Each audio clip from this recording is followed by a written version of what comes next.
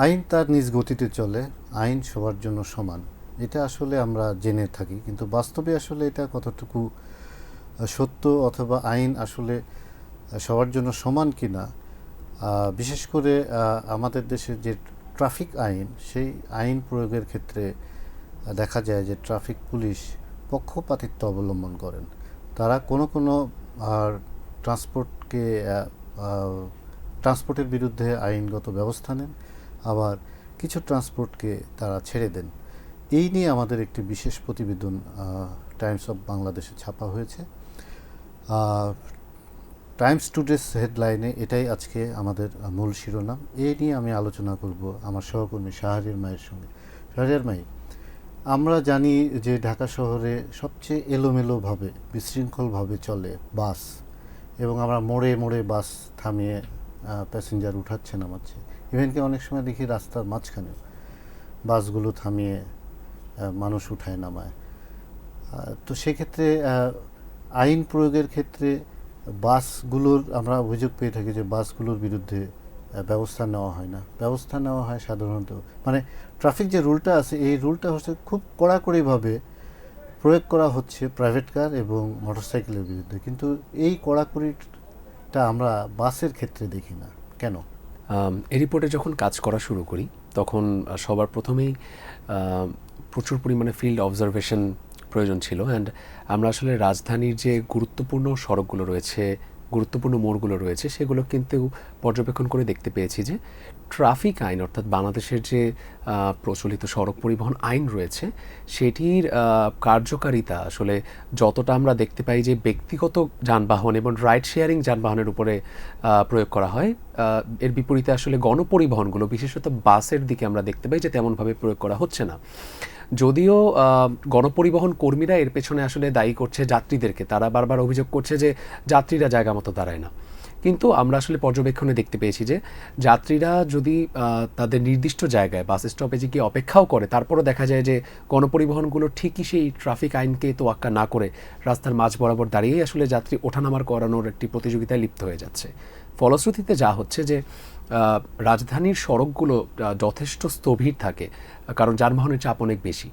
এমতো অবস্থায় যখন সেই গণপরিবহনগুলো হুটহাট করে রাস্তার মাঝখানে দাঁড়িয়ে যাচ্ছে, তখন দেখা যাচ্ছে যে কোনো সময় রাস্তার এক লেন অথবা দুই লেনই সম্পূর্ণভাবে বন্ধ হয়ে যাচ্ছে। আপনার কাছে আমার যে প্রশ্ন উঠেছিল, ধরুন আমরা যদি সার্ক ফোয়ারার যে সোনারগাঁ হোটেলের মোড়, সেখানে আমি দেখি যে অনেক পুলিশ দাঁড়িয়ে আছে, কিন্তু বাসগুলো যে একদম পুলিশের সামনেও দাঁড়ায় অনেক সময়, এবং পুলিশ চুপচাপ বসে থাকে, কখনো কখনো ছুটতে বলে, কখনো কখনো আমরা লাঠি দিয়ে বাসের গায়ে বাড়ি মারতে দেখি এবং ড্রাইভারকে ইঙ্গিত করতে দেখি যে এখান থেকে সরে যাও, কিন্তু তারপরেও তারা সরে না। অন্যদিকে আমরা দেখি যে রাস্তার পাশে একটা প্রাইভেট কার দাঁড়িয়ে থাকলে সে কোনো ধরনের কোনো অবস্ট্রাকশন তৈরি করছে না, তারপরে তাকে ফাইন করা হচ্ছে, কিন্তু যে বাসটা দাঁড়াচ্ছে রাস্তার মাঝখানে বা মোড়ে, তাকে কিছু বলা হচ্ছে না। মানে এই যে ডিসক্রিমিনেশন, এইটা কেন? মানে আপনার ফাইন্ডিংসে কি বেরিয়ে এসেছে? আচ্ছা, এই যে ঢাকার সড়কে, রাজধানীর সড়কে যে ট্রাফিক আইনের পক্ষপাতিত্ব, এই ঘটনা তো আজ অবশ্য নতুন নয়। দীর্ঘদিন ধরেই দেখা যাচ্ছে যে রাজধানীর গুরুত্বপূর্ণ মোড়গুলোতে, গুরুত্বপূর্ণ সড়কগুলোতে আসলে গণপরিবহন দাঁড়িয়ে যখন যাত্রী ওঠানামার প্রতিযোগিতায় লিপ্ত হচ্ছে, তখন ট্রাফিক পুলিশকে দেখা যায় তারা সর্বোচ্চ লাঠি দিয়ে সেই যানবাহনকে আঘাত করছে, সামনে চলে যেতে বলছে, বা লেজার লাইট দিয়ে ইশারা করছে সেই ড্রাইভারগুলোকে। কিন্তু ট্রাফিক আইন সেখানে আসলে কতটুকু কার্যকর হচ্ছে তা কিন্তু দৃশ্যমান নয়। এর বিপরীতে আমরা দেখতে পাই, আমি যদি বলি ওখানে তো ট্রাফিক আইন কোনো কার্যকরী হচ্ছে না, তাদেরকে তেমন কিছুই বলা হয় না। তো কেন বলা হয় না, এই প্রশ্নটা আপনাকে আবারও আমি করছি যে কেন বলা হয় না? গণপরিবহনের ক্ষেত্রে ট্রাফিক আইন আসলে কেন প্রয়োগ করা হচ্ছে না, তা আমাদের ব্যক্তিগত পর্যবেক্ষণ এবং সরেজমিনে পর্যবেক্ষণে বলছে যে এক্ষেত্রে আসলে ট্রাফিক পুলিশের সেই গণপরিবহন কর্মীদের সাথে আসলে অনানুষ্ঠানিক যে এক ধরনের সম্পর্ক থাকে, অর্থাৎ হেল্পার বা ড্রাইভার যারা রয়েছেন তারা বারবারই বলেছেন যে তারা একটি নির্দিষ্ট পরিমাণ চাঁদা দিচ্ছেন, তারা নির্দিষ্ট পরিমাণ ঘুষ দিচ্ছেন, যার ফলে আসলে সেই ট্রাফিক বিভাগ তাদের দায়িত্বে অবহেলা করে সেই গণপরিবহনগুলোর উপরে ট্রাফিক আইন না, আমি যদি এবার সোজাভাবে বলি যে তাদেরকে, যেহেতু গণপরিবহন বা বাসের ক্ষেত্রে এই যে এত অনিয়ম করছে, কোনো ধরনের কোনো মানে ট্রাফিক রুলই তারা মানছে না, এবং সেখানে ট্রাফিক পুলিশও কিছু বলছে না, তার কারণ হচ্ছে যে নিয়মিতভাবে এই বাসগুলো বা বাসের মালিকরা তাদেরকে মানে ট্রাফিক পুলিশকে চাঁদা দিয়ে থাকে। অবশ্যই সোজা কথা, এখানে একটা দুর্নীতি বা চাঁদাবাজি হচ্ছে, যেই কারণেই বাসের ক্ষেত্রে যে আইনটা প্রয়োগ করা হচ্ছে না, সেটা আবার প্রাইভেট, আপনি তো প্রাইভেট কারের বিষয়টাও দেখেছেন, তো জি। স্টোরিতে আপনার কি বেরিয়েছে যে প্রাইভেট কারকে কেন এত ঘন ঘন করা হচ্ছে? আমরা ঢাকা সড়কগুলোতে দেখতে পাচ্ছি যে ব্যক্তিগত যানবাহন, স্পেশালি প্রাইভেট কারগুলোকে আসলে টার্গেট করা হচ্ছে ট্রাফিক বিভাগের সদস্যদের পক্ষ থেকে। এর পেছনে ট্রাফিক বিভাগ বেশ কিছু কারণ দেখাচ্ছে। নাম্বার এক, যে সেই ব্যক্তিগত যানবাহনকে টার্গেট করা খুব ইজি। নাম্বার দুই, ব্যক্তিগত যানবাহনে যেহেতু যাত্রী সংখ্যা কম থাকে, সর্বোচ্চ 2 থেকে 4 জন পর্যন্ত, এর কারণে আসলে 2 থেকে 4 জনের সময়ের চেয়ে যখন গণপরিবহন আটকানো হয়, তখন সেই গণপরিবহনে থাকা 30, 35, 50 জন, বিশেষ ক্ষেত্রে 60 এবং 70 জন পর্যন্ত যাত্রী সেই গণপরিবহনে থাকে। যখন আইন প্রয়োগ করতে যাওয়া হয়, তখন তারাও চাপ প্রয়োগ করতে থাকে যে তাদের দেরি হয়ে যাবে। কিন্তু আমাদের পর্যবেক্ষণ বলছে যে রাজধানীর যে বিভিন্ন গুরুত্বপূর্ণ বাস স্টপেজগুলো রয়েছে, আমরা যদি উদাহরণস্বরূপ রাজধানী সদরঘাটের যে বাস স্টপ রয়েছে, আমরা দেখতে পাই যদিও সেই বাস স্টপটি অবৈধ, কারণ সেই রাস্তার উপরেই সেই বাস স্টপেজটি তৈরি, তারপরও সেখানে দেখা যায় সেখানেও আসলে ট্রাফিক বিভাগের সদস্যরা সেখান থেকে নিয়মিত চাঁদা এবং ঘুষ নিচ্ছে। আমরা কথা বলেছি সেখানে যারা কাজ করছেন, কর্মরত রয়েছেন, ইভেন সেখানের হেল্পারের সাথে কথা বলে আমরা এটা জানতে পেরেছি যে মাসিক ভিত্তিতে টোকেনের হিসাবে আসলে সেখানে যারা দায়িত্বরত ট্রাফিক বিভাগের কর্মকর্তারা রয়েছেন, কর্মচারীরা রয়েছেন, তারা কিন্তু মাসিক 5,000 থেকে 12,000 টাকা পর্যন্ত সেখান থেকে চাঁদা নিচ্ছে। এমন কথাই কিন্তু আসলে সেই গণপরিবহন সংশ্লিষ্ট যারা রয়েছেন, গণপরিবহন কর্মীদের মুখে বক্তব্যে বারবার উঠে এসেছে।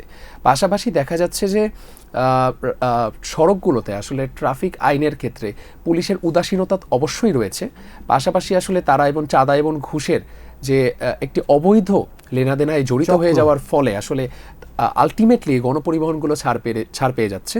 এর বিপরীতে দেখা যাচ্ছে যে ব্যক্তিগত যানবাহনগুলো আসলে সেই ট্রাফিক আইনের শিকার সবচেয়ে বেশি হচ্ছে। মানে ট্রাফিক আইন সামান্য কেউ লঙ্ঘন করলে সেটাকে মানে জরিমানা বা ফাইন কেস করা হচ্ছে, কিন্তু আমাদের চোখের সামনে প্রতিদিন প্রত্যেকটা রাস্তায়, প্রত্যেকটা মোড়ে মোড়ে বাসগুলো যে নিয়ম ভঙ্গ করছে, সে সম্পর্কে আমরা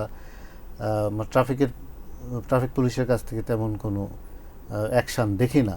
এবং এই অ্যাকশান না দেখার কারণই হচ্ছে যে দৈনিক বা মাসিক যে চাঁদা বাসগুলো থেকে ট্রাফিক পুলিশকে দেওয়া হয়। এই প্রেক্ষিতে নিশ্চয়ই আপনি পুলিশের সঙ্গে যোগাযোগ করেছেন এবং তারা নিশ্চয়ই সেটা অস্বীকার করেছে। তাদের আসলে যুক্তিটা কি, মানে এক্সপ্লানেশন কি দিয়েছে? রাজধানীর ট্রাফিক বিভাগের দায়িত্বরত কর্মকর্তাদের সাথে যখন কথা বলার চেষ্টা করেছি, তখন অবশ্যই তাদেরকে যখন আমি এই অভিযোগের ব্যাপারে জানিয়েছি, তখন তারা বারবারই ব্যাপারটি অস্বীকার করেছেন। এবং গণপরিবহনকে আসলে কেন মামলা দেওয়া হচ্ছে না, বা দিলেও আসলে কেন খুবই তুলনামূলকভাবে কম দেওয়া হচ্ছে, যেখানে যার বিপরীতে আসলে একটি বিশাল সংখ্যক ব্যক্তিগত যানবাহনের ওপরে ট্রাফিক আইন প্রয়োগ করা হয়। তো তারা যে যুক্তিটা দেখাচ্ছে সেটা হচ্ছে যে গণপরিবহনের ক্ষেত্রে অনেক সরকারি কাগজপত্র, অনেক রুট রিলেটেড কাগজপত্র, রাস্তার কাগজপত্র, অনেক ধরনের বাহানা করে আসলে শেষ পর্যন্ত তারা সেই গণপরিবহনগুলোকে ট্রাফিক আইনের আওতায় নিয়ে আসছে না। এবং পাশাপাশি আরও একটি যুক্তি তারা দেখাচ্ছে, সেটা হচ্ছে যেহেতু আমাদের রাজধানীর কিছু কিছু রাস্তা সংকুচিত হয়ে পড়েছে, তো সেই রাস্তাগুলোতে আসলে গণপরিবহন দাঁড়ালে যানজট আরও বৃদ্ধি পেয়ে যেতে পারে, এই যুক্তি তারা দেখাচ্ছে। যদিও সড়ক এবং হাইওয়ে বিশেষজ্ঞ স্যারদের সাথে যখন কথা বলেছি, তিনি কিন্তু বারবারই বলেছেন যে এই যুক্তিটা আসলে কোনোভাবেই মেনে নেওয়ার মতো না। কারণ দেখা যায় যে সেই সড়কগুলোতেই ব্যক্তিগত যানবাহন এবং রাইড শেয়ারিংয়ের যানবাহনগুলোকে লাইন করে দাঁড়িয়ে 2 বা 3 লাইনে দাঁড় করিয়ে সেই রাস্তাগুলো তো আবার স্থবির করে দেওয়াই হচ্ছে। তাহলে ট্রাফিক বিভাগের পক্ষ থেকে যে বক্তব্য যে এটি গণপরিবহন রাস্তার পাশে রেখে তার কাগজপত্র চেক করতে গেলে বা তার উপরে আইন প্রয়োগ করতে গেলে আসলে রাস্তার যানজট বৃদ্ধি পেয়ে যেতে পারে, গণপরিবহন বিশেষজ্ঞরা এই যুক্তিকে সম্পূর্ণভাবে উড়িয়ে দিয়েছে। এটা আসলে তাদের যুক্তির একটা দাওয়া দরকার, তাই তারা দিচ্ছেন, কিন্তু বাস্তব পরিস্থিতি ভিন্ন দেখছি আমরা। এই পরিস্থিতি আসলে আমরা এই নতুন দেখছি না, তো এটা বছরের পর বছর হয়ে আসছে এবং এইটার আসলে কোনো সমাধান আমি দেখতে পাচ্ছি না। আমরা আসলে কেউই দেখতে পাচ্ছি না। আমাদের হয়তো এটা নিয়েই ঢাকা শহরে জীবনযাপন করতে হবে।